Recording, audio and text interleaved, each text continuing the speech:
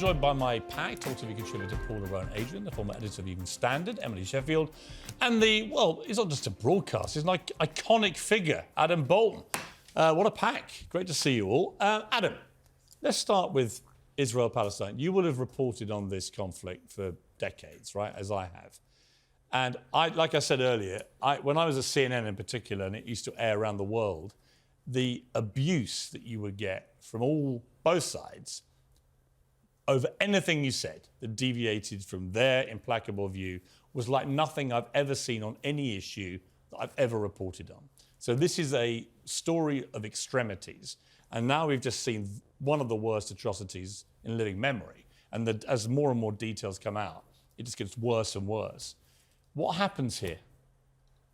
Well, I think what happens is that at the moment there is pretty much from Western leaders support and sympathy for Israel because remember, if one strips it down, this is a vicious attack on civilians in Israel, and whatever you think about Israel and the settlements in Palestine, in principle, Israel has always accepted the right of coexistence, whereas Hamas has not. Hamas is committed to eliminating Israel. So I think they are, at the moment, in spite of the demonstrations around the world, in spite of idiots like Harvard University and all the rest of it, they've got public opinion on their side, and they have an opportunity, if they are restrained, to maintain that. But they won't be restrained.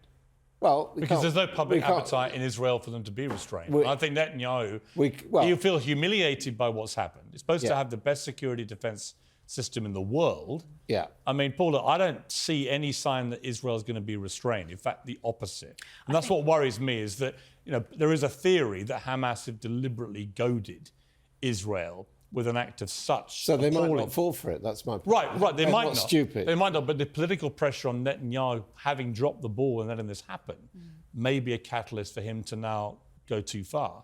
And I don't know where that leads. Yes, and of course we know that Netanyahu was struggling in any event before there was the attacks. We know that Netanyahu himself likes to refer to himself as Mr. Security. That's his thing. And that, of course, has now been dashed. But what I can say is, leading on from your question to Adam, is that we are looking at international war crimes unravelling before our eyes. Terrorism, right? We undoubtedly. You use that word because, the BBC, Emily, they won't say terrorism.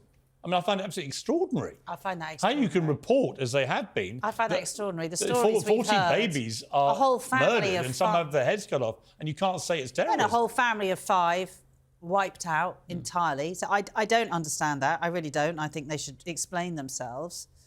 And I echo what you're saying. I think it is...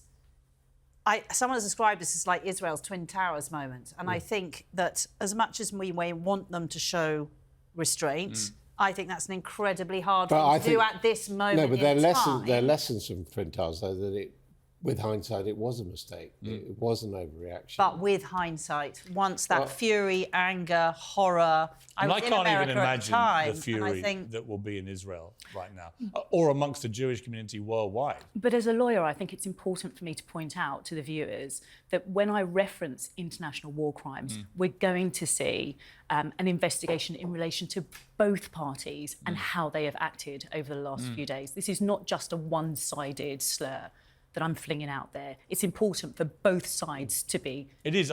This has been... Well, there is also the problem that Hamas is not a state. Right. So, I don't think they give a damn about international law, by the way, or anything. I think they are nihilists, and they want to create as much terror as possible, and they will kill any Jewish people of any age whenever they get the chance. I'm just saying, we can't necessarily say that history is going to repeat itself.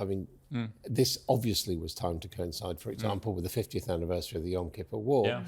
I was at a meeting last night, as it happened, there are a lot of Arab ambassadors there, and actually it was a bit like Fawlty Towers. They did not want to talk about the war, whereas 50 years ago, the Arab nations basically lined up and said, let's see if we can push Israel out. Israel has occupied a much more cooperative role, some of it secret and not openly acknowledged, in the Middle East generally with the other Arab nations for a time. And with Saudi Arabia, that's the new wider geopolitical. And that's probably what's been inspiring, I suspect, Iran to encourage. Because they don't want that. They don't want that Hamas, discussion. They don't want calm. They don't want calm. But what I'm They saying want is them to get they on. Israel won't necessarily want to push Saudi Arabia and the Gulf states into an impossible position, which if they No, I think it's an interesting point. I mean, I hope you're right. I just fear that may not be what happens. I think we can agree there's going to be a lot of bloodshed. There is going to be Yeah, a lot of innocent children, and a lot of innocent people And the UN's on both trying sides to will ask get that slaughtered, children are given safe passage out of the Gaza Strip now, which I hope they do agree to, because children And also, are children. something has to be done about the Gaza Strip, right? You can't just have these millions of people sitting there living... 2 million, yeah. 2 million people, but living in this tiny, cramped area with very little anyway. Now they're going to have all that stripped away. And you just think, well, where does that lead? You know, you're just probably going to create 2 million martyrs, right? I mean, that's what will probably happen.